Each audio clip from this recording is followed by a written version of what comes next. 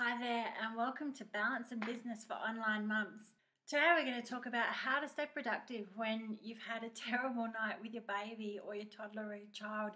You've been up all night, you've got a huge day planned, and you're just worried about how you're going to get everything done because you are so tired. So let's get into it.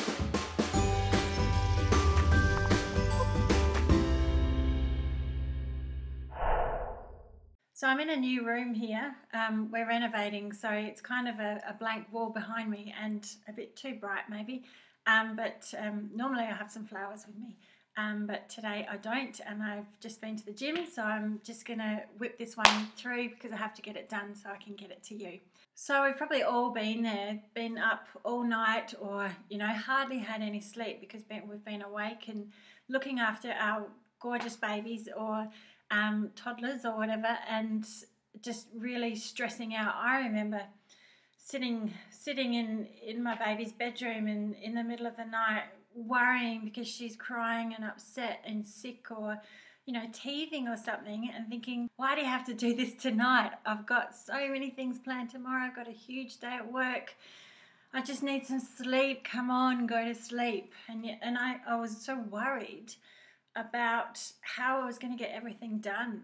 I've got a few tips for you that might help you through some of those situations so that it doesn't get so stressful, so that you're not stressed at night with your baby, because sometimes you can project that stress and that anxiety onto them, and that makes them feel a bit more anxious as well and less able to settle. And sometimes when I'm really tired, I do a little bit of this and a little bit of that, and it just I have too many balls up in the air and it all comes crashing down because I'm tired and less able to cope with it, and that's when the tears start and you start snapping at your kids, and that's when it gets hard. But just making a list of things to do, getting it out of your head so that you can focus on looking after your child or not, and relieve some of that stress, can really help. Tip number 2 is that if you can, try and have a few, put some reminders on your phone to have a few stretching sessions, just to get that blood flowing and that energy back again, because energy is going to be a really big issue for you on these days. So, stretch up to the sky, shoulders back, bend down, put your head down and just stretch out. It only needs to be 2 minutes, but just to do that maybe 2 or 3 times during that day, just to get yourself going again, and rather than to try and avoid that sort of afternoon slump, maybe when you're just really tired and you need a bit of an energy kick.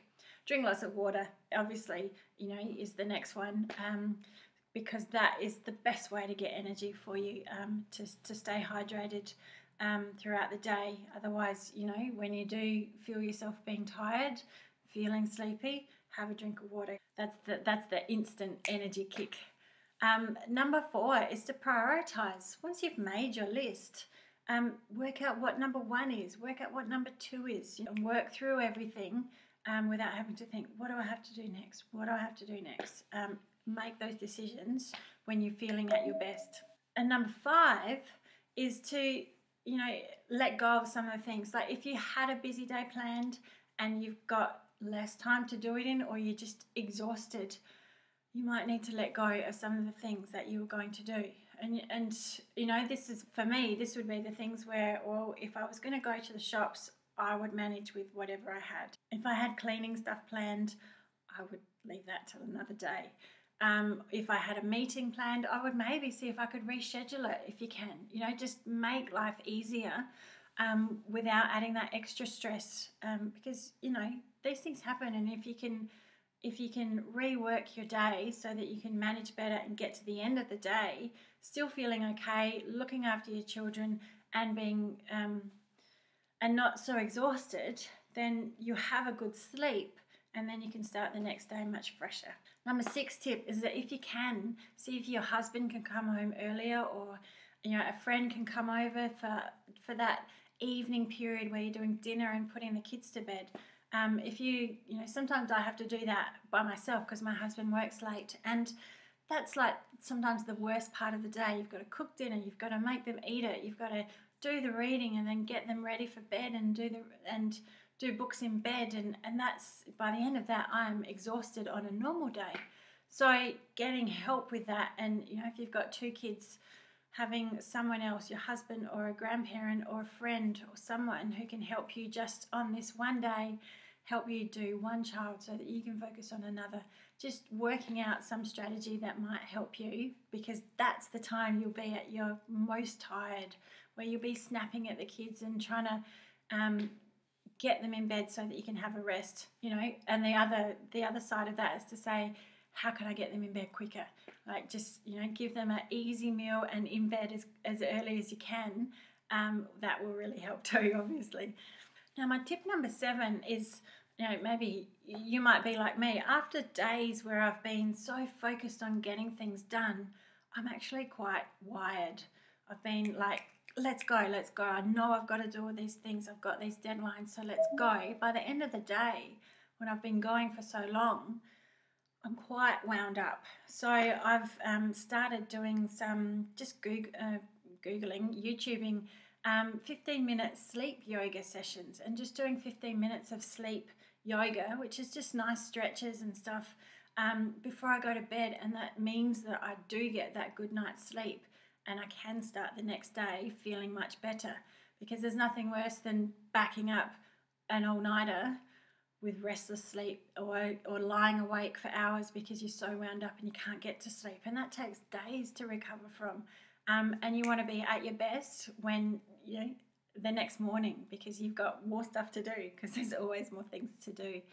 So try that for an idea.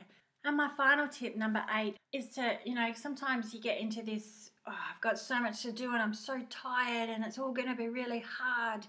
And that's actually counterproductive, rather than, and like I said in point number 1, if you have a plan and you know that these are the things you have to do, you work through that. That's a much better way to approach the day, rather than starting your day after being awake most of the night feeling, I've got so much to do, it's going to be really hard, how am I going to do all this, and being busy doing lots of things everywhere but not actually achieving very much. So it can be counterproductive to be overwhelmed by your tiredness and the stress that it's caused you. So just, taking a step back and saying, right, I've got a plan. It's not going to be easy. I'm just going to work through it and just try and approach the day with a bit more ease. So that's it from Balance and Business for Online Mums today. I hope you found that helpful.